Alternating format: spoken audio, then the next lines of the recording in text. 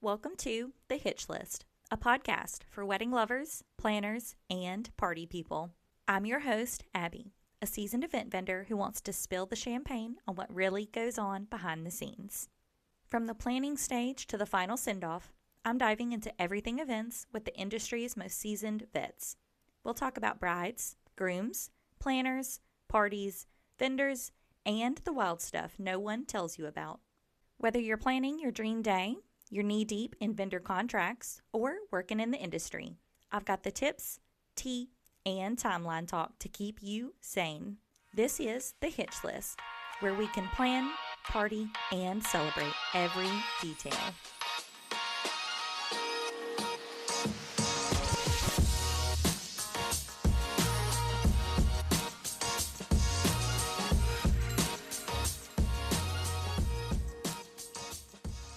Hey friends. Hey. Thanks for joining us for another episode of The Hitch List, where we get you hitched without a hitch.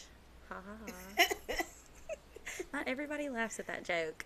Today's episode, I have Whitney with Cooking with Whitney here with me. Whitney, thanks for being here. Number one. Thank you for having me. Of course. And number two, tell me how you got started. Tell our listeners how you got started. What you do for the wedding world, obviously, outside of the name. And what you love about it, what you hate about it, all of the things. Well, we started about 6 years ago. So the joke of it is, I didn't learn how to cook until I was 30. This dream and this vision was of my late husband. He would always cook. He tried to do little YouTube videos. And if you ever watch them, I'll give you the link. If you ever watch them, you can tell I'm nervous. And I'm just standing there with a knife in my hand like, what am I supposed to do with this? I'll have to link it in the show notes. Yes, but after he passed, I didn't know how I was going to feed my babies. He was very hands-on. He was in the kitchen. It was his thing.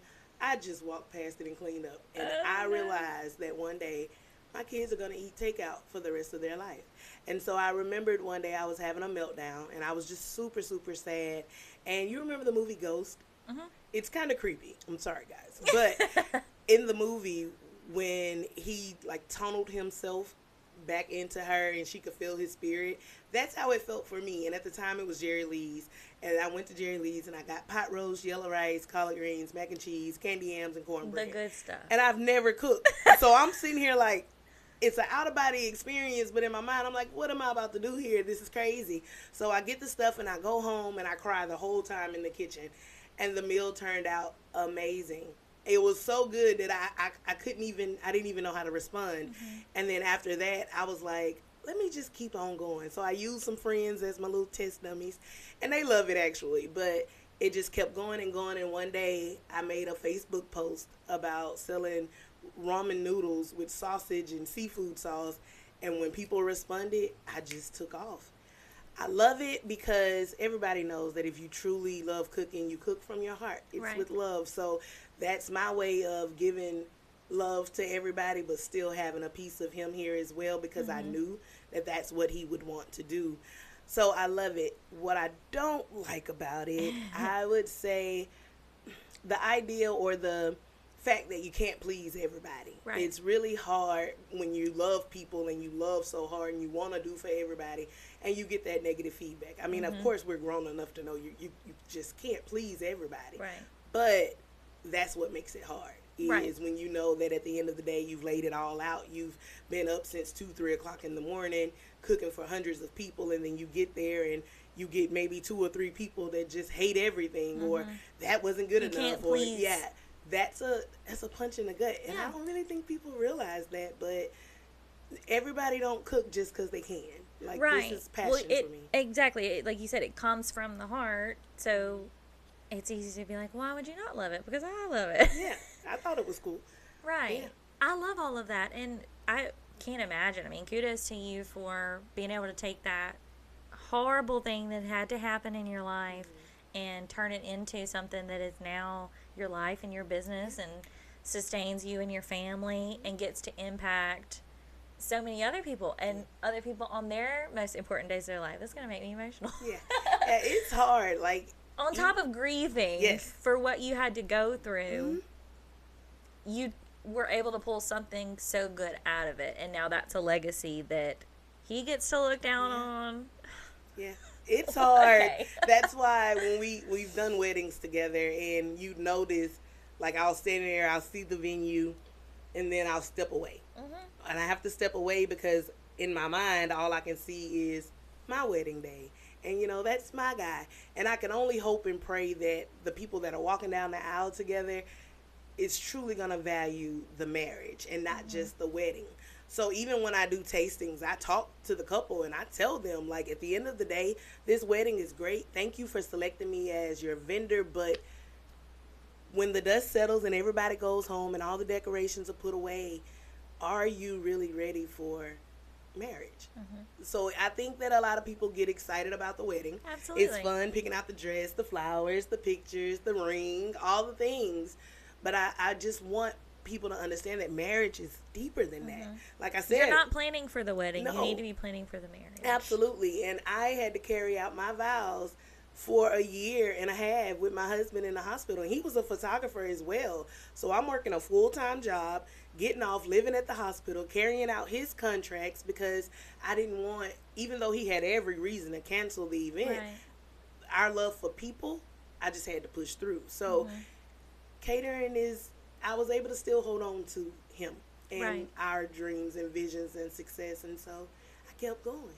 That is how and why any small businesses should have originated. Like, it has to come from a place in your heart, a passion with meaning behind it, not just, ooh, I need to make some more money. Yeah. No, that is, I say it in other episodes, those things are the mark of mm-hmm. vendors who will be successful and who should be successful, right. who should get the business, are the ones that they have that extra meaning behind it, not just, it's because at the end of the day, couple extra bucks. It's our names, and I just, it's easy to go to Walmart and Walmart make you mad because they're out of bread or it's hot in there, or you go to self-checkout and the little lady standing there staring at you. It's easy to get mad at them, but you're still going to go to Walmart when you need something else. Mm-hmm. And I think that people don't realize that small business owners, we're still human. We're still having to provide for our families. This stuff is not cheap. Mm-hmm. We have to pay a pretty penny. Just like you go to the store and pay $9 a dozen for eggs, then you get an event where people want deviled eggs on the menu. And then you tell them the price, and they're you like... You think I don't go buy it, and then I have to cook it, yeah. and then I have to bring and it, and then I have to serve it. That's water, that's gas, that's time. It's time away from our families. It's time away from us as people. Like, this is a real thing. And granted, no, don't get me wrong. I understand that this is a business that I signed up for. But like I said, you got to have grace. And I just don't think people have that sometimes. They don't. And gosh, I say that every episode too. You got to show each other grace. But that is harder to put into practice at all times. And the wedding market is a luxury. Mm-hmm. That's what people need to understand. Getting to have a wedding, getting to pay for a planner, getting to pay for a caterer, getting to pay thousands and thousands of dollars for a luxury photographer. That is a luxury. Mm-hmm. Otherwise, you can go to the courthouse. Mm-hmm. You can have your pastor from the church officiate in your backyard and then have a potluck or go get Chick-fil-A to go. Like, the wedding itself is a luxury, and it's a choice that you're letting everybody know that you want to make. But then you want to nickel and dime when you're getting quotes back from these luxury services that are being offered. You're not entitled to a wedding. Mm-hmm. You're entitled to go to Walmart and buy some eggs. You're entitled to go get gas and fill up your car because it's a necessity in life. Mm-hmm. A wedding caterer isn't. A wedding planner isn't a necessity. No. If you are going to choose to have a wedding, yes, then that's when all those things become a necessity because that's what you've communicated that you want. Mm-hmm. And so I agree completely. The pricing behind everything, it is your job, the same as your 9 to 5, the same as whoever that gets their biweekly paycheck from their employer. You don't get a biweekly paycheck, you get what's left over after all of the things, all of the expenses that come into providing the service that they hired you to do. Yeah, I love that. It all makes perfect sense. Mm-hmm. So, kind of going back to pricing, I mean, what do you wish couples understood more about your rates? And how do you stay competitive in the market while still knowing your value? That's a great question. It's also a very loaded question. When it comes to rates, you want to try to accommodate everybody, especially, like I said, I have taken so many losses because I've underbidded myself. And when I go to events, people will tell me, that's all you charge? Like, that's it? And I'm like, well, you can pay me more. Yeah, you can, I take tips, but hey, but it's, when I sit down, and when I started this 6 years ago, it was easy to charge $17 a plate. That was very easy. Now, you're going against social media. You can't even get McDonald's for $17 a plate at this point. I went to Burger King to feed me and my kid. It was $30. But I think right now, I want couples and anybody to understand that this is not social media. What you see on TikTok with the beautiful displays, the Pinterest weddings. Yes, and you got the smoking food tables and the grazing tables, and you have to understand that start out at $5,000, regardless of how many people you have coming. And some of it too, I'm sure, is a styled shoot. That wasn't a real paying client. No, they push start and finish just like anybody else. When it comes to pricing for me, I take into consideration everything, from my time, the time of my team that has to help me get ready, down to, like I said, lights, water, food, gas, overhead, utilities. It's a business. It's a business. So whereas I'll have a couple, for example, pay $2,500 for an event, I've had people say they want to see the receipts from the event for spending $2,500 on food. Because they wanted to know what it went for. And this is the same couples that's wanting to cut costs. And I had to freeze for a minute because I was like, wait a minute. You think I spent $2,500 on food? Yeah. On just food? Yeah. What about my labor? Yeah. What? Yeah. And sometimes I wonder, and I always crack this joke in my head. I'm like, do they think I got chickens in my backyard? Maybe I live on a farm. No? Chickens are expensive. Yeah. Maintenance for chickens. Yeah, I don't know. That'd be feeding the chickens, the coop maintenance. Right. Like, that's the same thing. Right. And I pick my prices based off of me surviving. If I had only this business, how would I survive? And I have to show up. Even in my contract, it's a clause where I have a 2-hour minimum. Here's why. People got a bad habit. The event started at 7. We're late. Hair and makeup ran behind. Now this event started at 8:30. Now everybody got to give a speech. Everybody got to dance. Everybody got to do whatever. By 9:30, we're eating. You get 2 hours. Anything outside of 2 hours? Well, at some point, too, isn't the food safety guideline that you have to adhere to for insurance purposes to keep a license? And keep it fresh. And then you can't just keep it on a sterno for hours and hours. And sternos, you either get the 2-hour sterno or you get the 6-hour sterno. Even with the 6-hour sterno, your food is going to dry so fast, so you got to constantly stir. It's so much that goes on behind the scenes. People don't get it. So when I quote you $2,500 for, hypothetically, 50 people, don't bat your eye, because it's not just me showing up with food. I have to cook it. I have to go to the store. I have a full-time job, so I have to get off. I have to find something for my kid to do to buy me some time so I can go to the store. Fighting in the stores, driving back and forth. God forbid if it rains. Or if they're out of stock at the first store. And you have to go somewhere else, and now it's a price difference, so I'm spending more money. So it's all of those things go into consideration when I select an amount. And it's hard hearing, oh, well, you're high, or that costs too much. But you're requesting a quote for a luxury service. And it's not a private catering group. Because when you book us, you pay for convenience. You don't have to worry about the food being set up. You don't have to worry about the food getting there. You don't have to worry about plates. You don't have to worry about any of that. Me and my team, we pull out trash cans and so that everybody can start cleaning up. And when we leave, everything is clean. The kitchen is back the way you found it, so you can get your deposit back. There's so many luxuries that goes into it that people just don't see. So of course you can say my auntie them can cook. They're gonna cook the food and you can just serve it. No, I can't. I can't serve somebody else's food. We're labeled. We go in there with Cooking with Whitney shirts on. God forbid it's hair in the food or something. It's undone. Yeah. Now it's Whitney served uncooked food. Well, you can be, that makes you liable, unfortunately. And that's, again, why contracts exist. That's why it's important for businesses to have lawyers and insurance coverage and all of, and that's added into your overhead. Because you can't, food safety is such a big deal. I mean, you think about all of the guidelines that brick and mortar restaurants have to adhere to. Cottage food, that's a good question. Do you follow under cottage food laws? You have to, but everything is really stipulations. When you go to getting into that, it's because I'm familiar with cottage food when it comes to like bakeries, but not food. I got off track on even what I was saying. You think about the guidelines that brick and mortar restaurants have to abide by. It's got to be so much stricter when you're cooking food not at a brick and mortar location, when you're essentially mobile. Everywhere that you provide the service is at a venue. Yes.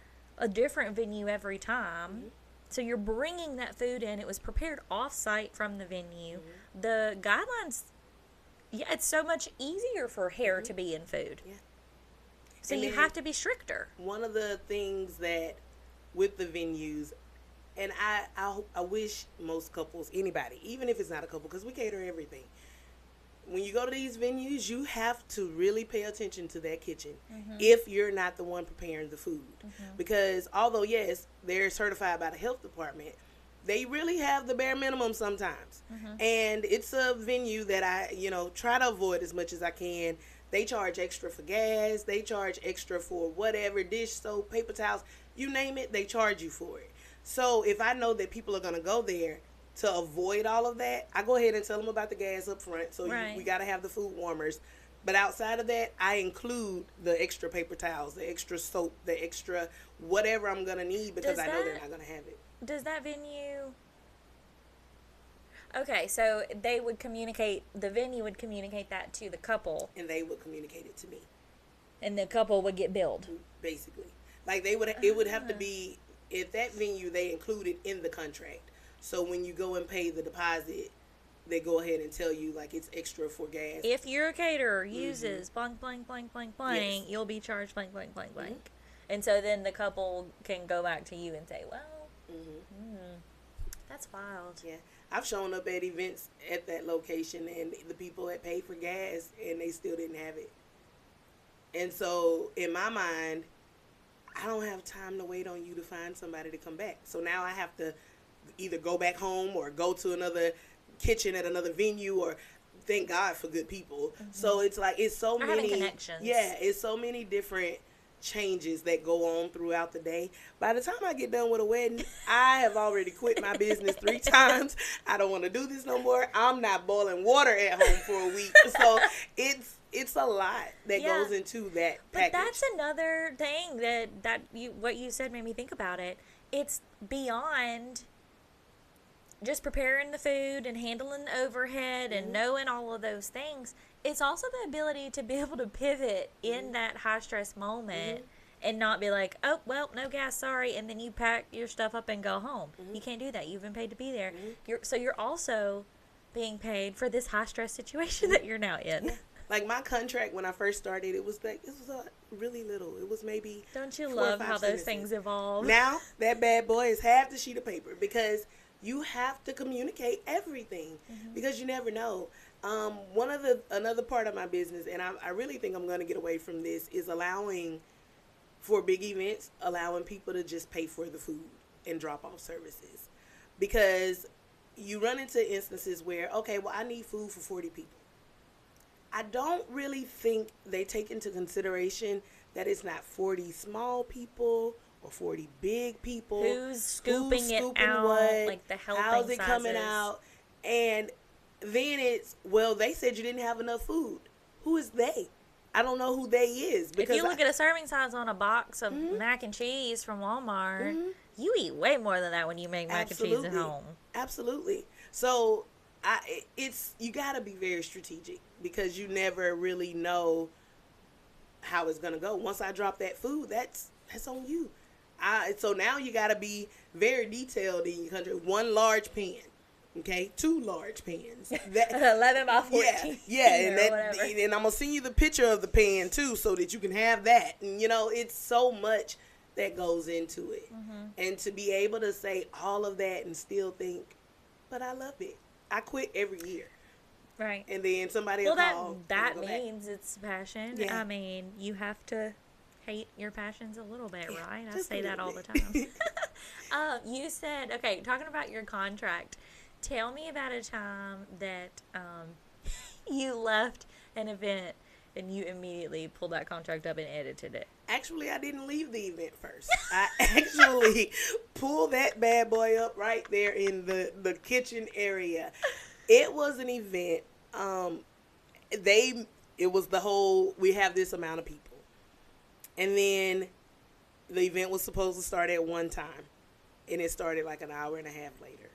Because people weren't coming in on time. So they started late. So I'm standing in the kitchen. We're trying to pivot. We're getting attitudes from people because I had to pull the food off the table because the burners were drying the food. We had to try to revamp it, get it back ready. And the people that were there on time were ready to eat. They were ready to eat, and I'm steady having to say, not yet. They're already drinking the tea and the water. I'm like, Lord, have mercy. What are we going to do? So I pull the food off the table, and I go back in the kitchen. We're getting it all ready. As soon as I stirred the last pan, we're ready to go. How is the food not ready? And I'm like, it was ready an hour and a half ago. It was ready. Because the 2 hours don't start when I get there. I always get there early. But if you tell me on your invitation 7, we're ready to go at 7. So that happened. We cleaned up. We got everything to go. We're walking out the door. By now, we're already 2 hours past the time we were supposed to be there. Trying to get my team out the door. They come back. Well, y'all didn't take the trash out.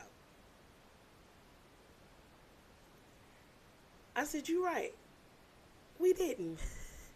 With a smile on my face. But if they could have read my mind. So, me and one of my workers took the trash out. And when I got back in that kitchen, I stood there and said, we are not responsible for the final trash haul. Like, no. It's the final straw. Yeah. And then I added that additional $150 an hour past your 2-hour mark. And they may think, oh, that's steep. I still have to pay these people on top of what I have to pay them for staying. Side note for anybody going to an event, wedding, whatever it may be, as a guest, please do your best to arrive at the designated time that was communicated to you. Because most often the hosts of that event, the couple, whoever it is, they have paid for these services and they are bound by these contracts, by these late fees, these after-hour charges, all of the things. And it is so disrespectful to your friend's time, the host. It's disrespectful to them. And then it's disrespectful to all of these service providers that are there. Yeah, they're at work. Do you like to be told you got to stay overtime at work? But not even overtime. You don't get paid for it. And they kick you out of Walmart. No, you say no. You go home. You say, no, I'm not going to get paid to stay here an extra hour, so you go home. These service providers can't do that. So don't do that. It's disrespectful. Don't do that. Don't do show that up on time. And if you can't show up on time, communicate it to that host or the couple. Actually, don't text the bride and groom in the middle of their ceremony and tell them that. But don't expect to still get to take part in all of the festivities of the event if you're late. And then another thing. Step off my soapbox. It's totally fine. It's like I said, when I'm watching weddings, I just stand there and because we're already set up, so we get to watch the ceremonies. And I'm just watching and I'm looking around and I'm like, Lord, don't stand up right there. Don't take that picture. The photographer's trying to take a picture. Please don't touch that candle. Like, stop it. Like, in my brain, all of these things are happening. And I want another thing that I forgot to mention when selecting your head count. It's important to include the first responders that have to be there. Because a lot of my events will serve, and then you got the fire department, they'll come over, and you got the police, and then you have, the medical teams and security. Those people want to eat. And you included your photographer in the vendor count, your entertainment in the head count. And some people don't. But not. Yeah, but some people don't even include the photographer. And then a lot of photographers keep that in their contract. Yeah. You got to provide me with a meal. Right. A hot meal. Or you have to provide me with time to eat for a break. something. And I will leave and go get me some food. Yeah. So any photography vendors out there, make sure you include that in your contract, because if not, you're going to be hungry. Now, not with me. My mom is She's going to make you a plate. On. Yeah, she's going to make you a plate. You're going to eat. Even if you say I ain't got time, she's going to find you and you're going to eat. And she's going to follow you around until you eat. But make sure you include that in your head count. Yeah, definitely. And read your vendor contracts, because they're going to say if it's required. And then vendors are going to take care of each other, ideally, should be. Yeah. Any good vendor is going to take care of their fellow vendors, but just it's always so important to communicate, read, pay attention, just be aware of what all's going on, and you'll save yourself so much headache from a vendor perspective and from the guest perspective or the client perspective. Most problems could be mitigated if everybody just read it a little second time, slowed down for a second, paid attention, communicated. Yes. Communication is key. Yeah. One of the things that I run a business. I ran into now I've done this for 6 years, and I've been able to count 3 complaints that I've had. One of them, I could see the frustration. The situation was I had 2 events in one day. I can do that. It's my business to do that, as long as it's a team there to handle it. And you've been communicated all of the scenarios. Now, there was never a guarantee, and if it was, then I'm sorry for missing that fact, but it was not always an expectation that I'm going to be there. That's why I have a team. And it was a bride that was upset because I wasn't there. And then they picked a coordinator that's like a family friend. So it's just kind of like her word over my word. And that created a whole bunch of confusion. Had communication been better, everybody would have been on point. And you actually get brides that'll text you and say, well, this happened. Why didn't you tell me? Why would you want to know that on your wedding day? I've talked about this on another interview. Sometimes I wonder if past clients, past brides want to know the things that went wrong after the fact. Some people for sure would want to know. Me as a bride, I would want to know. You as a bride, no. As long as it wasn't any fires during the ceremony, everybody ate, everybody was okay. And after the fact, it's over with, nothing could have been done. But there are definitely people that don't want to know. And I wonder it sometimes. I don't ever really ask, but... Yeah. Like I said, 6 years. I've only heard negative feedback 3 times. And the first 2 times, it didn't even count. But that's why you have lawyers on retainers to deal with that kind of stuff. Right. But it wasn't my fault. It's a perception thing. And that's why it's important to ask your vendors what they offer. Because, again, I feel like... And if you don't understand what they tell you, ask again. Ask. Everybody can clarify. It's easy for us as the vendors to get caught up in the wording of things, the verbiage, how things read in contracts, because we see it every day, all day long. It's our job. These clients they may have never had anything like this put in front of them. So I hate that. I don't mean dumb it down, but you have to put it in plain speak, essentially, for somebody who is not familiar with the industry. Same thing, like a lawyer. All right, explain this contract to me, because it don't make no sense. Yeah. We have to put ourselves in that place, and that just goes back to showing grace, I think. It is. And also the complaint about you not being present on site. That's another thing. It's really easy to... That's an industry standard. It's very common for vendors to have a team and have different team members on site. The people that have booked you they don't always know that that's an industry standard. So they think something's wrong or I'm getting less than because the owner isn't here. And it's just our job to communicate that. Yeah. Because it wasn't understood that day I cooked for 260 people instead of just your 100 that turned into more than your 100. It's and maybe, and like I said, I always try to see both sides. Right. Maybe she would have felt more comfortable if I was there to make it look pretty, because it is a different presence when I'm there, but it's a different presence because I'm not going to work the same way my mom's going to work. Right. She's not going to work like me. But they're on your team for a reason. But they're on my team for a reason, and I know that they can handle it. And they hired you, so they should trust you. Right. Trust your vendors. Right. Communicate with them. And show each other grace. Yeah.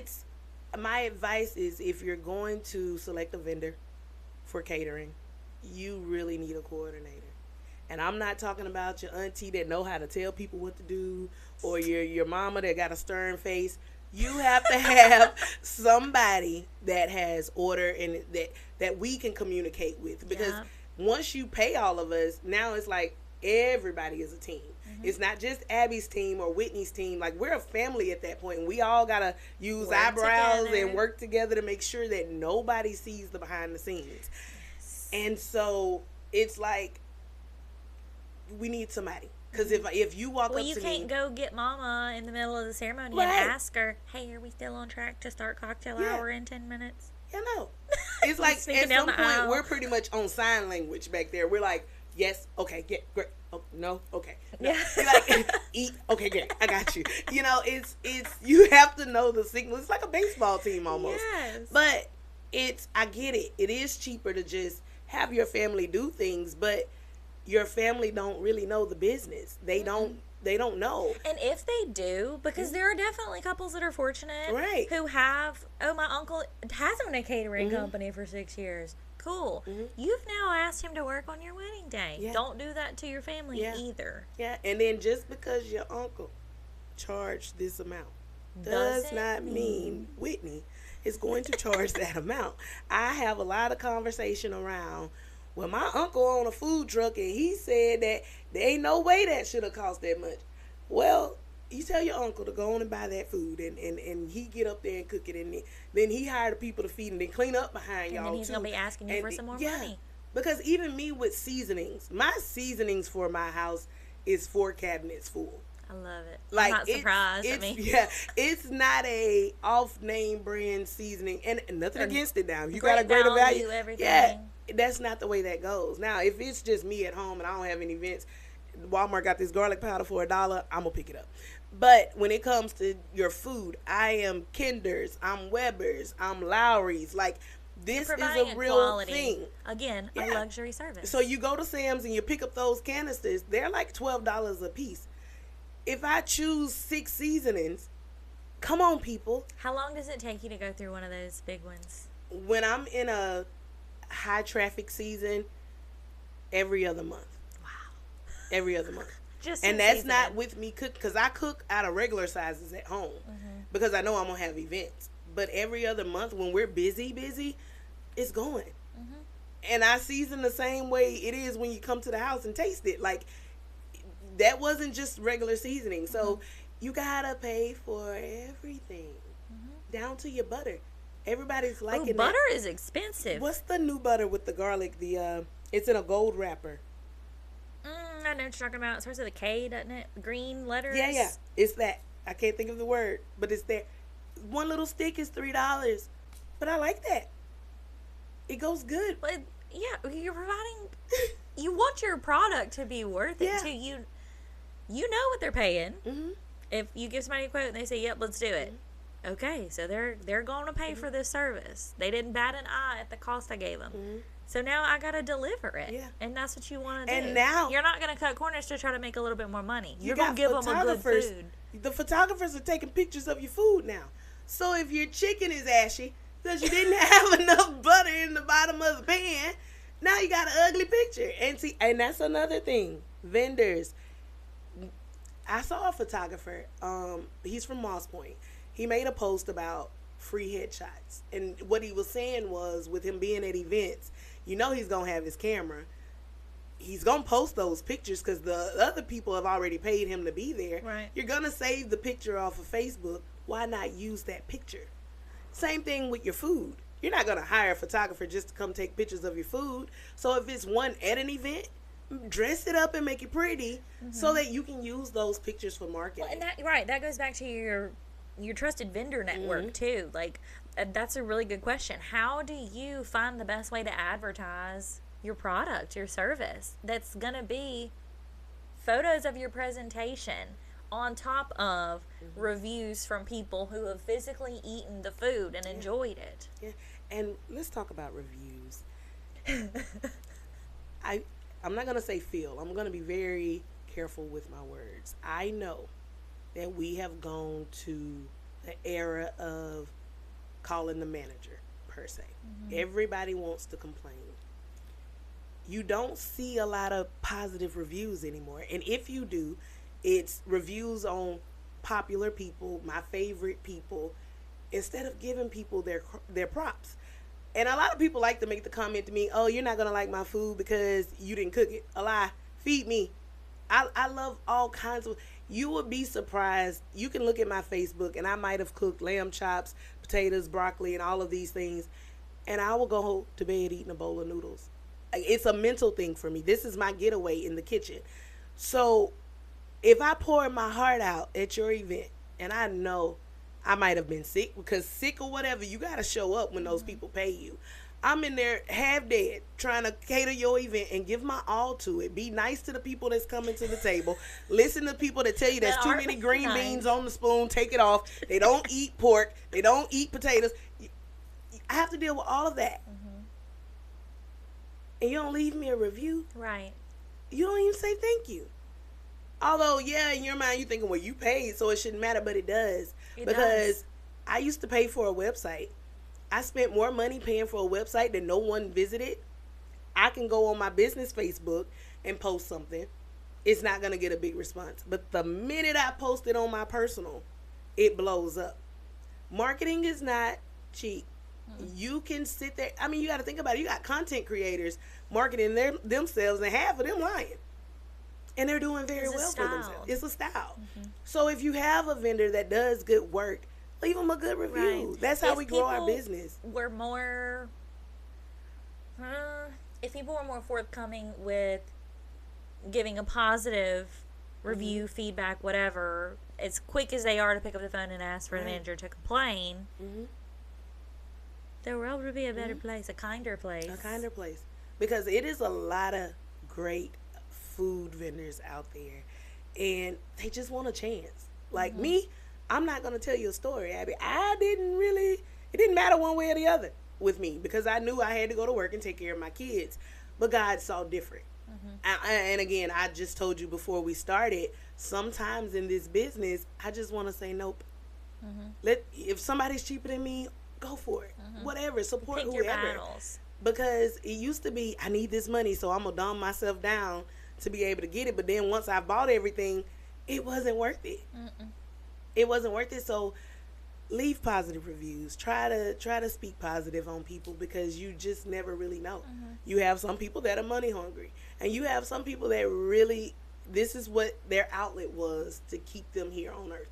This was their outlet. This was their safe space. And for me, if I get mad at something, or I'm down, or I'm grieving, I go to the kitchen. My poor kitchen, I know I could buy a new kitchen at least 4 times. My kitchen would be very grateful if I could give it away and rotate it out, because I live in there. Yeah. And the fun thing about me is, whenever people ask me what I want for Christmas or a birthday or whatever, it's always a kitchen appliance. Like, I don't think I could have another kitchen appliance in my house. My mom, even when I share something on Facebook, even my friends now are like, nope, you don't need nothing else. But it's my passion. Yeah. And I love it. That's how it's supposed to be. Yeah. And it gets to be your job. Yeah. That makes you hate it a little bit.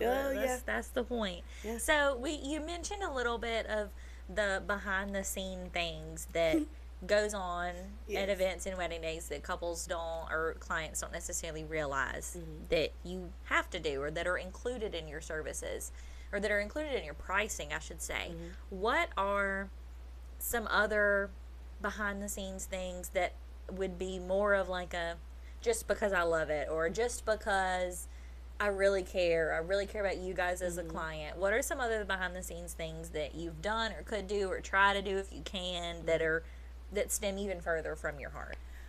One of the things, and it's fun for me, we are security guards in that kitchen. And what I mean by that is exactly what I said. You have family members that are coming back there. They want to get drinks out the fridge. They start touching stuff. They have on makeup, perfume, clean clothes, hair all over the place, just swinging all around. So we're having to stop them and be like, no, not yet. Not yet. So we're dealing with your rowdy family members because they're hungry and they're thirsty. And you're dealing with them with kindness. And I'm being as kind as I can, you know, and that's rough. Another behind the scenes thing is, like I said, we take care of the other vendors. We do wait until after everybody that was accounted for is served, but we already have a mental game plan of making sure that the other vendors eat. We also pack up whatever food is left and cover it. Before I leave an event, if it's not a wedding coordinator, sometimes I have to get the person that paid me. And honestly, that's what I prefer, is either the person that pays me or their coordinator that I get, take them to the kitchen to show them that it's clean, everything is where it needs to be, because if you don't get your deposit back, it won't be because of the kitchen. Right. We pull everything. Covering your bases. Right. We pull everything out of the refrigerators, everything out of the stoves, because at that point, it's a matter of you packing up and leaving. If for some reason, I want to say it was the Lighthouse in Biloxi, we had a wedding there, and it was a lot going on with their kitchen and the stove and the heating elements or whatever. So we're talking to the staff, trying to make sure that you don't smell the smoke that's about to happen because they decided to go turn it on early for us. Any little thing that can keep a frown off your face, we do that. One of the things that I love the most is we start every event with prayer. I did a wedding with you, and someone grabbed a photo of my team standing in a circle and praying, because it's not that we're just praying for this food. We actually cover the event itself, especially brides and grooms. Like, that's near and dear to me.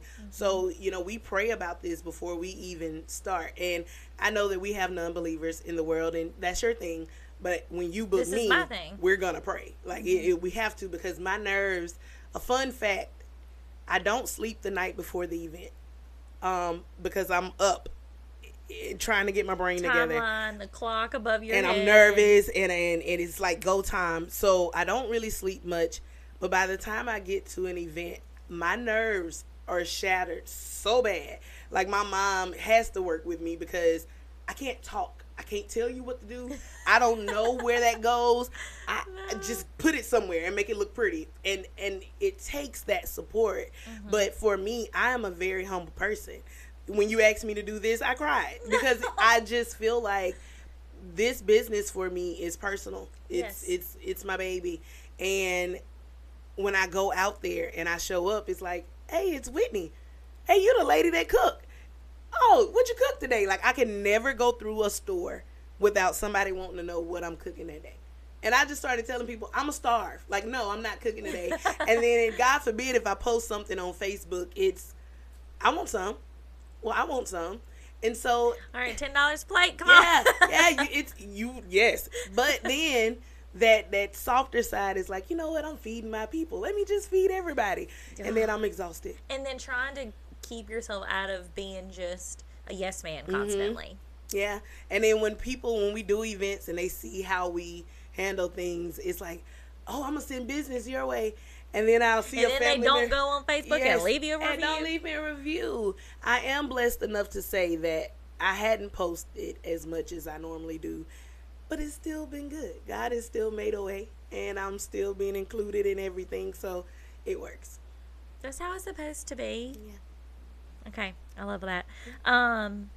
So, kind of going back on the rates. Okay. Let's talk about, communicate to the people what you wish people understood about the rates, whether that's misconceptions about it, myths around catering for, large scale events. What do you want to say about that? And again, I'm going to speak for me. Right. When it comes to selecting a rate, I'm going to listen to you tell me. Like, I put that in my questions when you first reach out to me. Is there a budget? How many people? What do you want this to look like? And the reason I asked the what do you want it to look like now is because, again, people see on social media, you got the smoking tables and the lifted buffets and all of these things. That stuff costs. And it's different than just a line of Schaefer's. Right. So if your budget is just a line of Schaefer's, that's what you're going to get. So when you sit down to select a price and you give your budget, it's not necessarily that the person is going to say, oh, your budget $5,000, then it's $5,000. Anybody that's ever given me a budget, they've never paid that budget. I've always went under, because sometimes it's necessary and sometimes it's not. But when I select my price, it's based off of real time. And I also base my price off of if I have to go to a local grocery store or a Walmart. Because you do have wholesale restaurant stores that you can go to and pay a certain rate. But if the weather's bad or they're out of it or they're closed, you need to already mark your price as a worst case scenario. You got to drive to Slidell to pick something up. Versus just shooting right here to Ocean Springs and grabbing it. But you're going to pay triple, you know. So when you're thinking about price, that's that grace period. Because you don't know, you know. I've had it's a people, ballpark. Yeah, I've had people tell me, I'll go buy the food, can you cook it? Absolutely not. I used to allow that, though. In the beginning, Really? I used to allow. How would you handle that? It was very stressful because, and this is my thing, it's not going to be everybody's thing, cheese. If you go and buy off-name brand cheese, it doesn't melt correctly. And I'll never forget, I allowed somebody to buy their cheese. Well, they bought all the food, but the cheese stuck with me because my mac and cheese was the ugliest pan of mac and cheese I've ever seen in my life. And they're standing there, oh, this is so good. No, it is not. That is horrible. You think this is good? Wait till you see the real thing. Yes. So I stopped that because I took a loss. Like, Yeah. they're thinking that they're cutting the cost. Well, I mean, how much are you having to call them and say, hey, I need more of this, hey, I Yes. need more of that, you didn't get enough of Yes. this, where's this, I need this And to then make this. you have to set time out your day because they're going to call you 87 times to ask you, what did you say now? Well, what if I get this? Well, what if I get that? So I started. It's not worth the headache. Yes. I started this business being very just open. Like, whatever, y'all, whatever you You're want to trying to pay. figure it Yeah. out. But now, no. No. So my prices, again, pay attention to the economy, man. Like, you can't, gas is up and down. Everything is high. Just for me and my son on a monthly budget for groceries, we're looking at $350 to $400 for two people. Groceries are insane. And that ain't even guaranteed to get you to the end of the month. And he's a growing boy. So imagine me having to feed 150 of y'all. Oh, right. And then you don't just want food. You want all the bells and whistles and all the things. Yep. So it's like you got to consider the cost. And I do have brides and grooms that'll go and help me by ordering plates and cups and napkins. Some people will be like, that's nothing. Yes, it is something, because that's what they want. They want the gold wrap plate. Because if I go, I'm going to tell you, I'm just going to get the basic clear plates from Reynolds, and that's what we're going to serve your food on. But if you want that look, I offer them that. But it's still up to them to get enough. Right. So it's like you have to take accountability for that kind of stuff, because you can't just be like, oh, well, I paid you $3,000 and I expect a miracle. Yeah, me too. And then with paying, we mentioned before about timing. It's along the lines of how much you should allow time for booking vendors.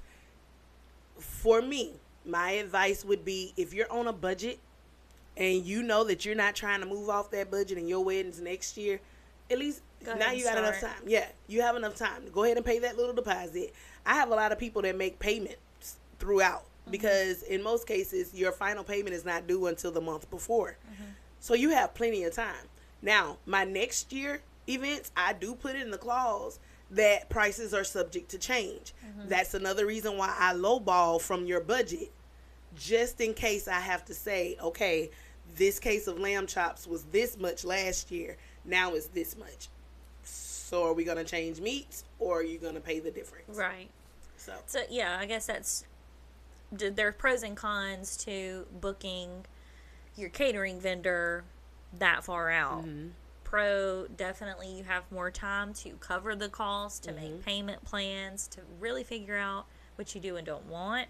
But then cons is you may have to pay a little bit more than anticipated because the economy is going to change.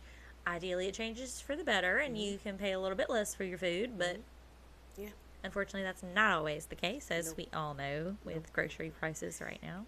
So it's communication, and we got to go back to the contract part of this conversation. Something else with when we had COVID and the world shut down. Right. When you're making your contracts, you have to put everything in there. I have bad weather, I have family emergencies, and I put in parentheses like deaths in the family. Now that I don't mind providing an obituary for, because again, people pay me thousands of dollars. You know, you can't just, oh, my dog died, I can't go. No, that's not how that works. Right. So I have to kind of be mindful of those things, but putting that stuff in your contract, it may be, I'm telling you, I'm going to send it to you now that it's updated. I'm going to send you my contract just so you can see one. And you're going to be like, wow, I put everything in there. Well, you have to. And that doesn't mean, like, you still need to communicate to your vendors. Ask them questions. Like, well, okay, it says if there's a death in the family, does that mean if my dog dies? Ask the question. Like, and it never, don't try to pull a fast one on your vendors by any means, but if you're honest with them and you've been respectful to them and everything you've treated each other as equals and as people this entire time, they're more likely to waive policies if there is an extenuating circumstance that happens that's out of everybody's control. Like, and I'm super gullible. Like, I am, and I struggle with that because it's people that I know that I want to have an event. People. Yes, and it's like, well, Whitney, this is my budget. And in my mind, I'm like, Lord, I know I can't do nothing with this. But I'm going to do something. And then in that moment, I tell them what I can do. And then if I'm having a good day that day, then of course I'm going to push it. I'm going to serve the food when I was supposed to just drop it off. I'll lend you my chafing dishes but that's because I love it. Don't take advantage of it. Of somebody's kindness. I had somebody try to sue me $100 for a case of water. Sue you $100. Yeah. They typed up a legal document and sent it to me over $100 for one case of water. And do they know, like, the threshold for small claims court? No, that's how I know they made up the legal letter themselves. Okay. But my lawyer was bored, so she decided to respond, and I hadn't heard anything about it. That's why it's important. Probably because they got a letter from your lawyer and said, oh, right. Never mind. But that's because there wasn't enough communication. You told me you had one thing that you expected. I got there. You had already changed your plans with your team, and nobody told me. And it's fine to change plans, but you got to communicate. And so I had everything but a case of water. But due to the setup, I couldn't leave to go get the water because I was only supposed to do a drop-off, and then you didn't have nothing set up. So you didn't get water. And so you thought to charge me. And because I'm me, I stayed at that event 4 hours when it was supposed to have just been a drop-off. So technically you owed me $300 for my time, but you wanted to charge me $100 for a case of water. Just think about things before you do them, y'all. Yeah, think real hard. You made me think of a question, and you're not going to hurt my feelings. What are things that you like or dislike that planners or coordinators do? Well, Abby, I've only worked with a couple, and so I've been blessed. The one that I did not like, I will use that one. The one that caused the issue with the bride, and that was almost quitting for me because that event was super hard for me because something personal had gone on, and that was the reason I booked another event. But I'm not going to tell you that because I didn't know you that. The problem with that event was the coordinator was doing the bare minimum. Okay. So it was people coming up, people starting whenever they wanted to start, people walking in when they wanted to walk. It was just a mess. The coordinator essentially saying it's not my problem. Right. And that posed the problem. So there wasn't that teamwork aspect with my team. And we were spoiled. You spoiled us. Like, and my mom said that. She was like, oh, this is not an Abby event. I got to remember that. Because usually when we walk in, we know where we're going. We know what's there. We know what's not. We've talked multiple times before the event. That wasn't that. So if I'm going to work with a coordinator, you got to be leaving your business. You have to know who you are. You have to have structure. Because when I show up, it's structure. Now, I goof off at home. I dance around the kitchen when I need a dance party break. I do that. But when I show up, I have to be serious. And if you walk in that kitchen and ask me anything about food, if you walk up to me in the venue and ask me about food, I'm going to have your answer. Right. So if I'm working with somebody that don't have the answer and it's your job to have the answer, that makes this event a nightmare. Right. So just being able to do your job. Yeah. Being able to do my job. And communicate. If there's a reason that I don't have an answer, you know why I don't have the answer. And we're going to figure it out together because we are a team. Yeah. Everybody there, all of your vendors should be working together towards the collective goal that you're there for. Yeah. Okay, that makes sense. Yeah. I always like to ask that. I have to, you gotta learn. Everybody, you always gotta learn and grow and change. Right. But the thing was, honestly, when we did our first event together, I looked at my mom and I was like, this is a coordinator. Like, baby, we are on point. Like, I love time. We're on time. Oh, that's a fun one with the time. Yes. Like, obviously, wedding days for the couple, for the hair and makeup artist, and for the planner and coordinator starts at 6, 7, 8 a.m. It starts for you guys earlier as well, but on site, it's a little bit later in the day. So if we start 6 a.m. hair and makeup late, that is going to compound on each other over and over and over again until we are an hour and a half behind when dinner service was supposed to start. Yeah. What do we do at that point? That's communication. That's being able to pivot. That's being able to rely on your vendors to work with each other. Yeah. To fix that issue. Because I don't want you to have to charge the bride an extra $150 because her hair and makeup artist was behind this morning. Yeah. But we have to figure out a way for all parties to end up on the positive side of things at that point. Yeah.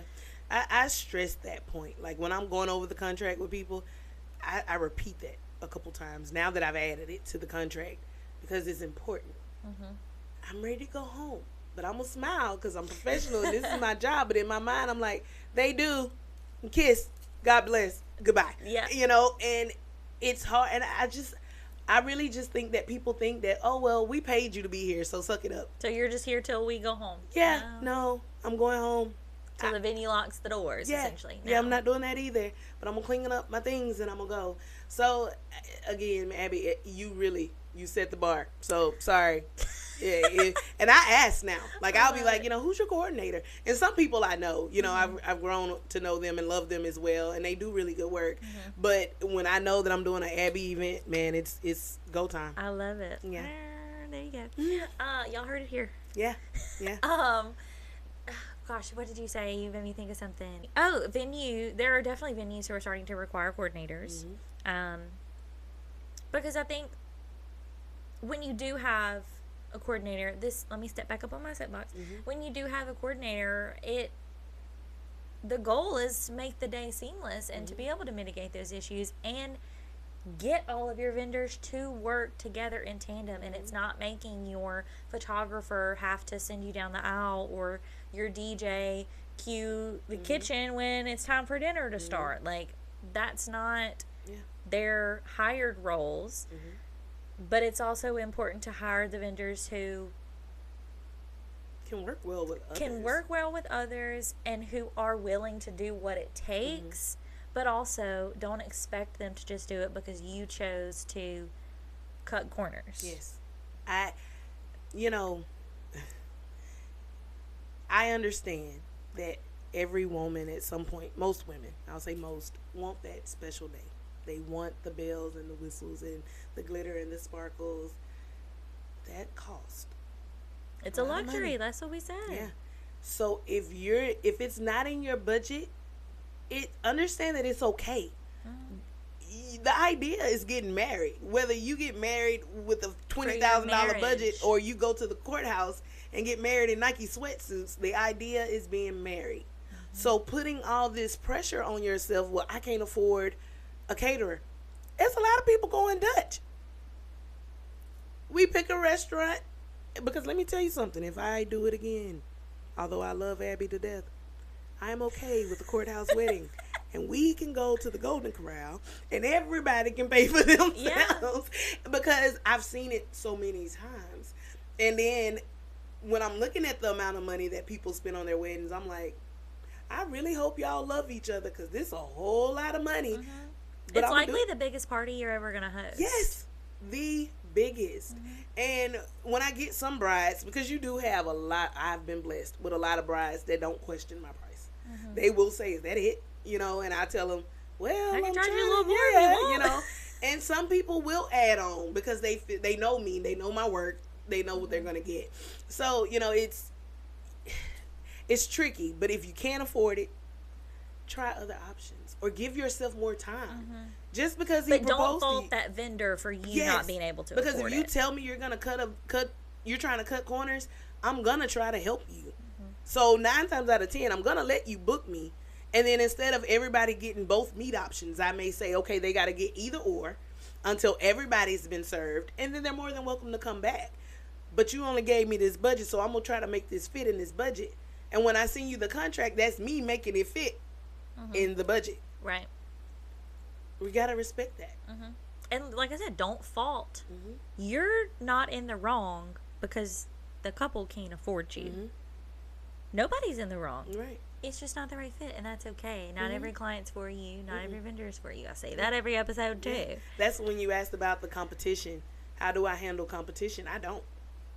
Because I strongly believe that what's for me is for me.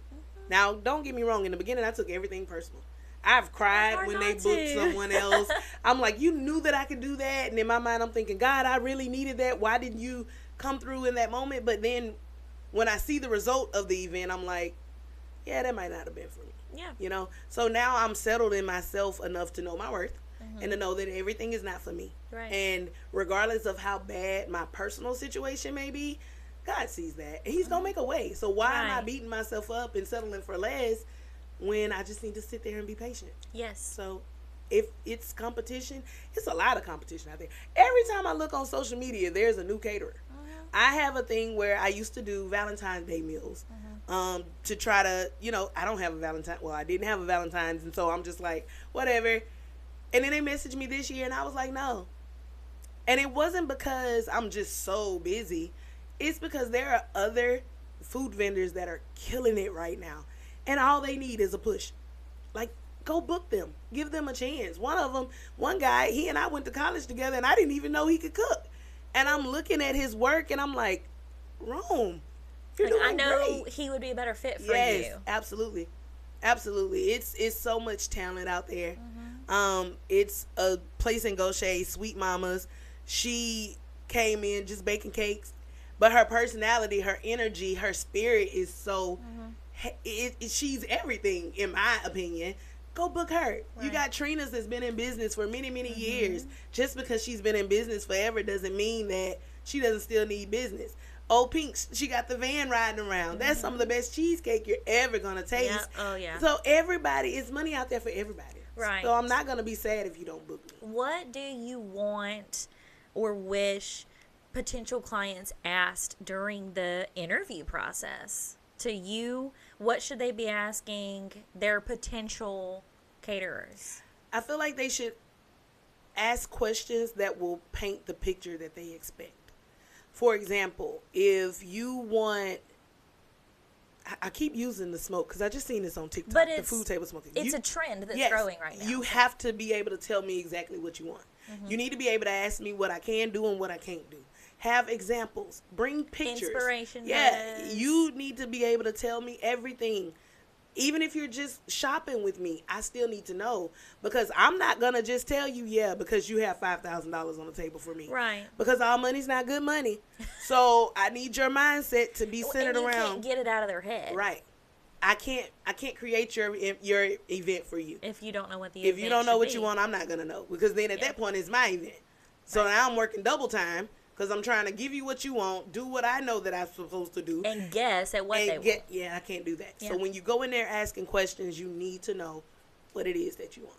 And so what about when couples don't know? Like, from my perspective as when I'm sourcing quotes, I think you and I actually had an email thread not too long ago about this. Hey, I have a couple. They want, Southern food. Here's their budget, but they don't have any exact menu items. Can you give me suggestions? At that point, you and I, like we've made up menus. I've bounced ideas off of you.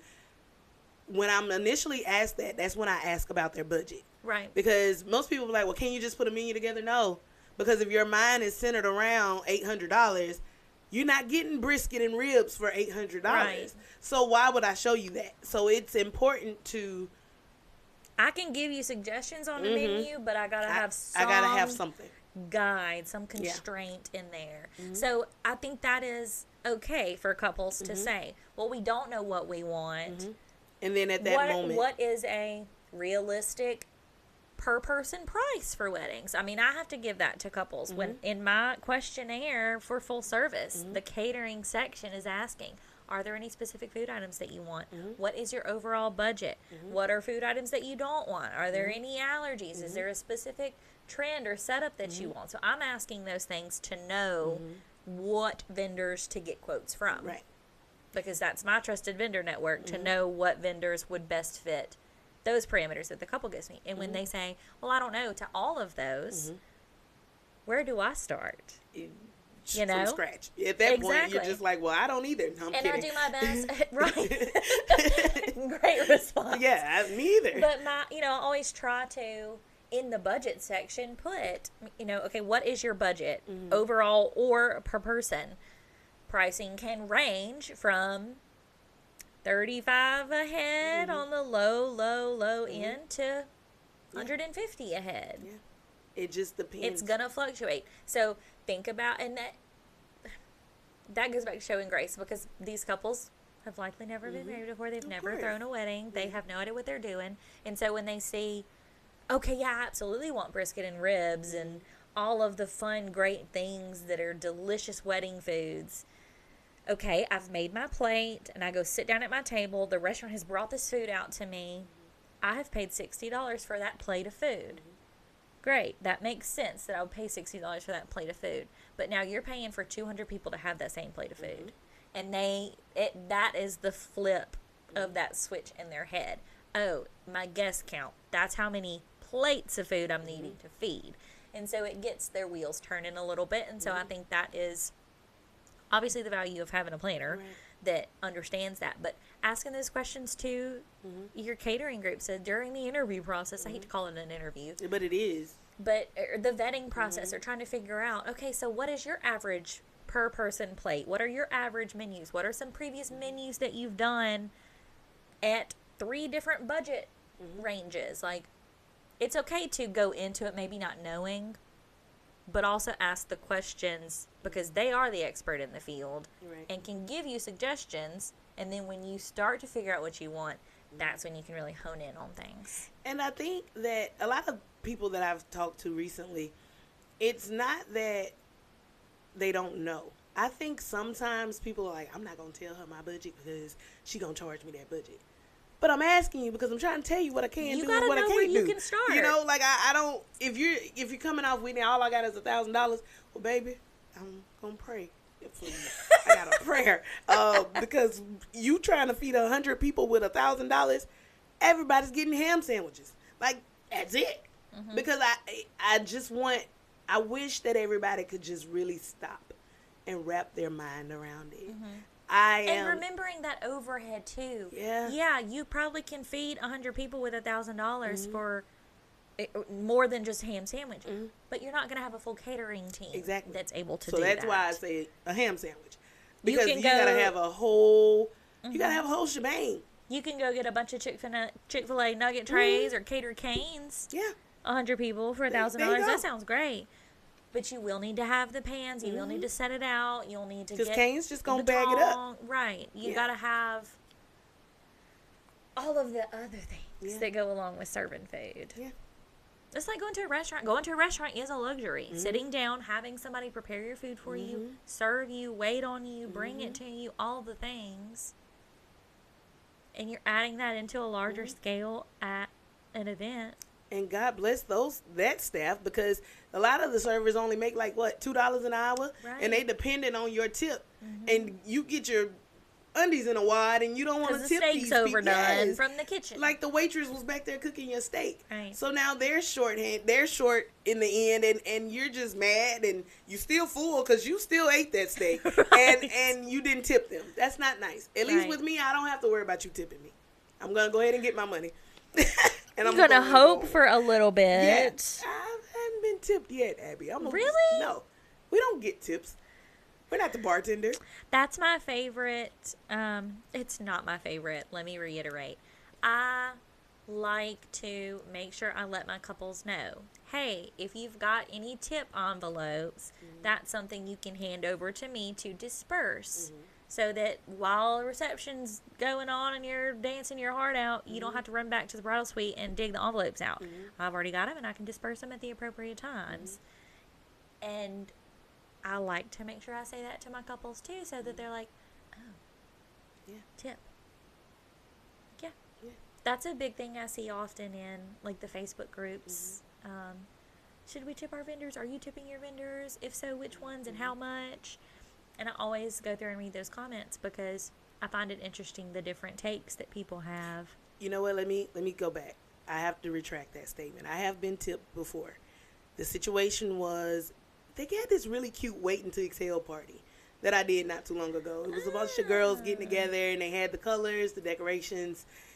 One of the planners of the group, we're all classmates, and she cooks. Like, she is the mother. You know, they always crack jokes with the ladies with the big arms at the bottom. She doesn't have big arms, but that baby can go toe-to-toe with somebody's grandmama in the kitchen, okay?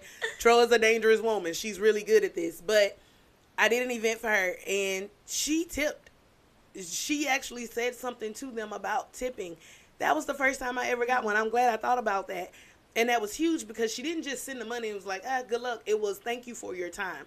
Thank you for waiting. Thank you for going over and beyond. I understand what you did for us. Right. And that changed my perspective altogether because it's like, you know what? Right when I'm doubting myself, somebody see me stuffing this garbage, or you all keep leaving these cups around. She wants this picture. Let me pick this up behind you. They don't see all of that. And yes, I did get tipped. That always meant a lot comes at to that me. moment, like you said. Right. Somebody saw you. Yeah.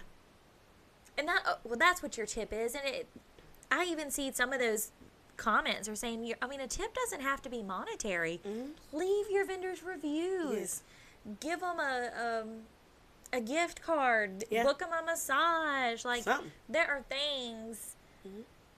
And if you can't do any of those things, that's okay. Send them a text message the next day with your heartfelt thanks and appreciation, recognizing what they did. Because I promise you. Because they broke your neck to be there for you. Especially after I leave an event, I can barely walk.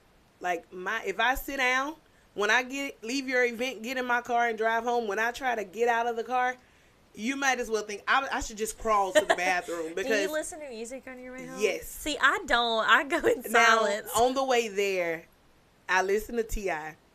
It's the rhythm of his music that gets me going. But on the way home, it's very slow. It's Anita Baker, Miguel, real slow, real bring me down type of thing. I don't talk on the phone, though. I don't want to talk to anybody. Right. I just want to listen to music. Because you've been talking for the last Give me a hours. minute, you know. And the bigger the events, I'm getting older, Abby. I have to take off the day after. Normally it's on a Saturday, so you would think I have Sunday, but I meal prep too, so technically I don't have Sunday. So meal prepping is not for the week. It's not for the week. It's not for me, but I do it because I love everybody. Help me. But because I don't sit down when I cook. Like, you know how growing up, your mama get dinner started, then she go do laundry, and then she'll do homework. I don't leave. We turn that stove on, and we're cooking. We're rolling and going, and when I sit down, I'm sitting down. I'm not getting back up. I'm done. So I never sit. And then another fun fact is I don't taste my food. Really? So when the situation happened with my husband, and I going to the grocery store together, and he working with me in the kitchen, I never tasted anything that day either. And so now I have to smell. If it don't smell right, I can't eat that. Like, I can tell you if it's too much salt in there. I can tell you if it's not enough. It's the craziest thing, but I don't taste when I cook. And like, I have a bar in my kitchen, so when my friends are there and I'm cooking, they look at me like I'm crazy because it's like, what are you smelling? The food. Like, if it doesn't smell right, I'm not eating it. Like Remy from Ratatouille. Yeah, that's exactly what it is. Yes. I think you taste the food, but you know what I mean. I can't. I just can't. That's so interesting. Because if I taste it, I won't eat when everybody else eats. And that's where the noodles come in at. Whatever, bowl of cereal or something. Yeah, bowl of cereal. Corn pops. Yeah. Isn't that a thing, though? Like, don't people talk about, if you cook a lot, like, you desensitize yourself from the food so you wouldn't enjoy it as much anyway? Like, if my son wasn't at home, I probably never cook. Isn't that why they say that's like the horrible cliche or trope of women making me a sandwich? Because the sandwich tastes better when somebody else makes it for you. Yeah. I just, and like I said, I crack jokes with my friend girls. All of them are dating or have boyfriends now. So now all of a sudden they can cook when just years ago they were starving and in my kitchen. And now I'm at home and I'm like, well, who's going to feed me? But, you know, I love it because I remember us having these conversations. They will all just pile up there with me and watch me cook. I have a friend that passed away. It'll be a year Friday. And she would always just sit there at the bar. She wasn't but this tall, but she'd hop up there and we'd go all day. And it was nothing that she could ask me for that I wouldn't cook. And I went from my husband passing, and I had all of my friends, so I cooked for everybody. I was the grandma. And then everybody either started passing away or the group started breaking up, and now it's just me and my son. And so I have those moments in the kitchen where I'm like, I miss everybody. Oh, it sucks. Yeah. But then I remember that those were the times that I needed them to get me where I am now with cooking. Right. I needed just that a different feedback. Season in your life. Yeah, I needed that feedback. Season. And then, yeah. Sorry. I don't think they caught that, y'all. Abby had a funny. But it made me who I am today. Like, I can remember this friend like broccoli this way, or this friend like asparagus this way. So let me try that. And you learn to cook it that way for them, and now it's a dish that you get to share with hundreds of people on weekends and at events. There's a quote that I saw recently that talked about that. That was, who we are and who we become is just a huge mashup of everybody that we've encountered in our life. Whether it was for years or just a couple of days, you become who you are because of your encounters in life. Yeah. And that's a really beautiful thing, because especially when you love people, because you've had all these experiences and interactions with people, and their little, quirks or, things that they say, or how they do their hands when they talk, or how they like their asparagus cooked. Yeah. Sticks with you. Yeah. And of course, I've lost a lot of people that are important to me. And then, you have friendships and relationships that fail. I used to think, why me? Like, why would you do that to me? That hurt my feelings, But now it's kind of like, what did I learn from this, though? Like, because, again, I could not cook. These people trusted me with crawfish, shrimp and grits, fried cauliflower, and they ate it, and they loved it, and they trusted me with it. I make something as simple as pinwheels. That is nothing but tortillas, cream cheese, a slice of ham, and a slice of regular cheese rolled up. I had friends that depended on that tray at every party. And although in my mind I'm like, y'all, this is so easy, that was my way of saying, you know what, I love y'all. Here go y'all's treat, Right. And well, it's made with love. It tasted different. So every time I turn that stove on, even my mom is the worst. She'll find TikToks and she swear I can cook everything on TikTok. So every time I go in the kitchen, I'm already frustrated at her, but I'm like, you know what? Whatever, Mom, I can do it. But I love it. I get a good Bluetooth speaker, and the same way I cook for my family is how I cook for my customers. That's how it's supposed to be. Yeah. That's why I won't do a food truck. I won't do a food truck, and I'll never do a restaurant. Because I feel like the hustle and the bustle is going to take away from the intimacy of me serving my people. Having that much more overhead of a brick and mortar, a semi-brick and mortar, will suck the life out of the passion that you do get to hold on to, despite all the other downfalls of not having the brick and mortar. I love all that. Yeah. Is there anything else that you wanted to touch on that we haven't talked about? I want to focus on accountability. And we already touched on communication, but those two things are really strong takeaways, because I feel like once the people pay, they have a different expectation that they can kind of just do what they want to do. But you have to remember the expectations of that contract, reading that contract, being accountable for how many people show up, I've done an event where the girl put out 120 beautiful chairs. Next thing you know, is chairs coming out the ceiling, folding chairs everywhere because more people showed up. That's accountability. And just because you walk up and say, oh, I'm so sorry, I didn't know. In our mind, we're using your event as marketing. We're using your event as another opportunity to grow business. So even if it is your coordinator's fault, everybody's responsible at that point because maybe the DJ didn't look at the caterer right, and the caterer didn't look at the coordinator, and the coordinator didn't talk to the security guards. So it's a domino effect. Right. So everybody has to be accountable and everybody has to communicate. Now, again, it is very important to have a coordinator, even if it's not a wedding or it's just a huge party.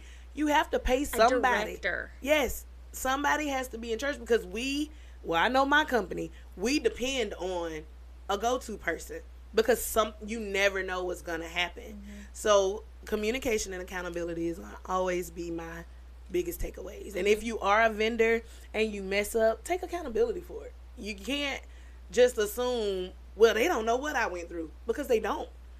But you know, perception is everything. Yeah. Anything. So you have to communicate that and you have to take everything, the good, the bad, the ugly, but to remember, just show grace. Mm-hmm.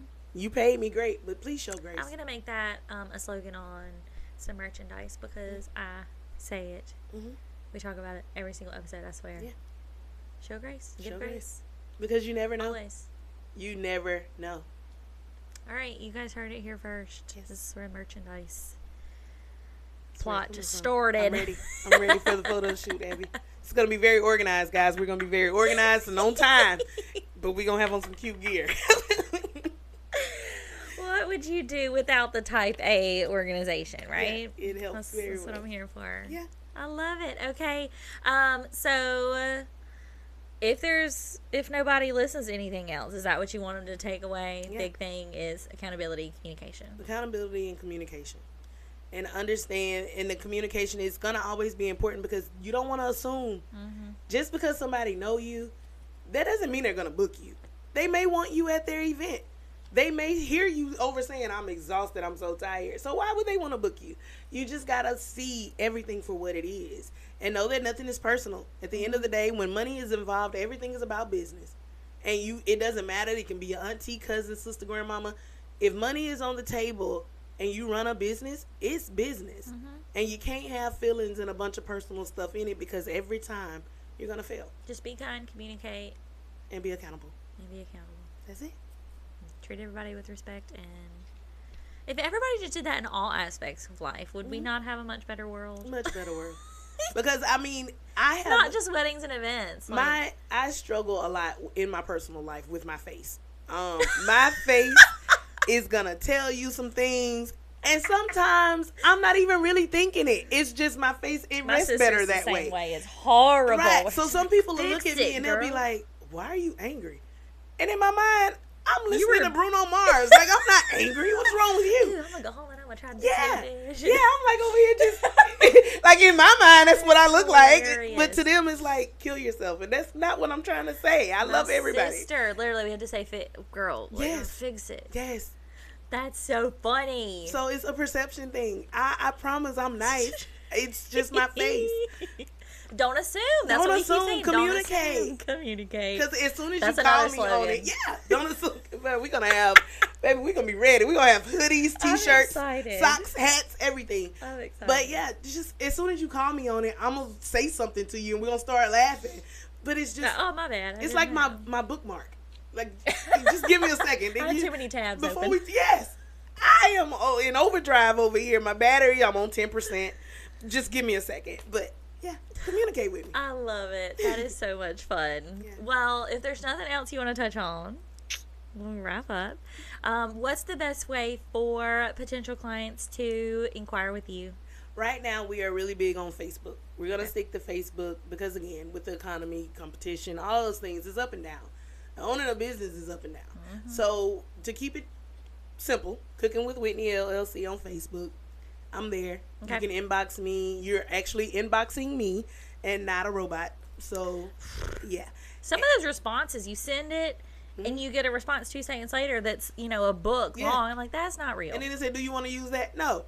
I don't want to tell them all that, because let me tell you something. If you send me 3 paragraphs in a text message, I'm going to need that first paragraph to be real strong, because I'm going to tune out by the second sentence of the second one. So I don't want to send that to anybody, and it doesn't seem personal either. So I like actually being able to talk to people. Yeah, absolutely. Yeah. Okay, so Facebook, Cooking with Whitney, LLC. Yes. Any other platforms that you want? I am on TikTok. It's Queen Boss 8907.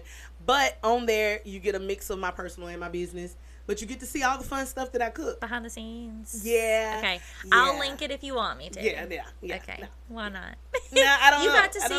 You got to see the face behind the business right here. So I don't smile a lot on there, but I promise y'all, it's just my face. I actually smile in person. I posted a selfie on the way here, and I was like, everybody's gonna think you're so mean, and I'm not. My face just is tired. I work all day, and I have to people all the time. And when you're on, you're on. Yeah. So you're smiling. Yeah. So when your brain buffers for a second, it was just buffering. That's it. I'm buffering. Yes, I'm going to use that. I'm not mean. I'm buffering. There you go. Yeah. I love it. Well, thank you so much, Whitney. Yes, I think we covered a lot of really great bases. I'm excited for people to get to listen to this and hear some insights, because catering's a big part of weddings and events, and they need to know. Yeah. Food and decorations. That's what everybody's going to remember. Mm-hmm. Yeah. How, if they enjoyed the food. Yeah. I ask couples that all the time. What do you remember most from past events? And most often it's, well, was the entertainment good and was the food good? And I was a bride at my wedding. Of course, it was my wedding. But I didn't have a paid coordinator, and I never ate my food. So I don't even know what it tasted like. I didn't have my wedding cake until a year later, and it was in the freezer. So you gotta do your things, y'all. You gotta do your things. All right. Yeah. Thank you very much. Thank you. I'll see you guys next time. Bye. Bye. Thanks for listening to The Hitch List. Don't forget to subscribe, leave a review, and share your wins and woes. I want to celebrate or commiserate with you. Until next time, where creativity meets celebration and details matter. Want to be featured as an event vendor on The Hitch List? Send me a message. I'd love to share your stories and behind-the-scenes moments.